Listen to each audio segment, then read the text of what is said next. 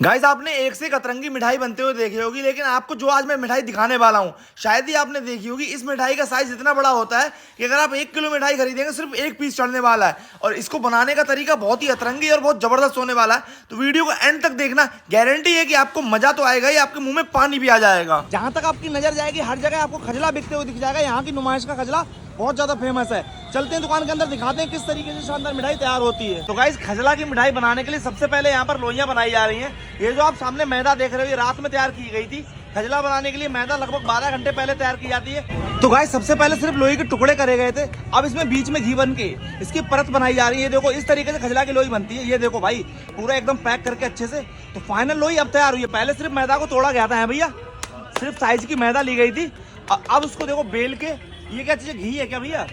मसाला है घी और हाँ जी, घी और मैदा। घी और मैदा होती है।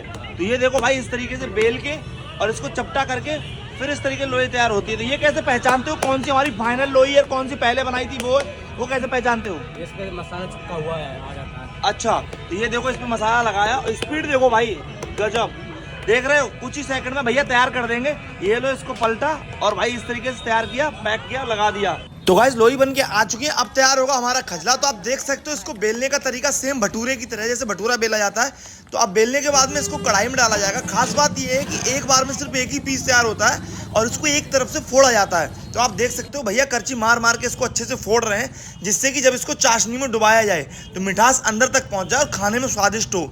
तो अभी आप देख सकते हो कुछ ही सेकंड में इसको पूरा अच्छे से एक तरफ से फोड़ दिया है और अब इसको पलट देंगे तो दोनों तरफ से अच्छे से सेका जाए। करीब 2 से 3 मिनट इसको सेका जाता है। सेकने के बाद में इसे बाहर निकाल लेंगे और इसको ऊपर जाली पे रख देंगे, जिससे कि जो एक्स्ट्रा ऑयल है वो सारा इसके अंदर से निकल जाए। हमारे खजला तैयार होके आ चुके हैं। अभी ये मीठे नहीं है, फीके खजला हैं। इनको अब लगाया जा रहा है इस परात के अंदर और पूरा पहाड़। अभी देखो ये तेल निचोड़ रहे हैं भैया, जो भी इसके अंदर एक्स्ट्रा ऑयल है उसे निचोड़ेंगे और लाके लगा देंगे इस पहाड़ के ऊपर। परात है ना पूरी भर देंगे इसको, ऊंचा अच्छा खासा इतना बड़ा पहाड़ बना देंगे। तो गाइस अब हमारा खजला ले जाया जा रहा है चाशनी लगाने के लिए। आप देख सकते हो 2 भाई यहाँ पर उठा के ले जा रहे हैं खजले का पूरा पहाड़। तो एक एक पीस करके मीठा किया जाएगा।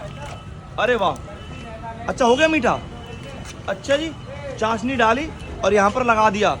तो मीठा करने में बहुत कम टाइम लगता है। मेन जो टाइम है इसका बनाने का प्रोसेस है। और इसकी मैदा जो तैयार होती है लगभग 12 घंटे पहले तैयार की जाती है।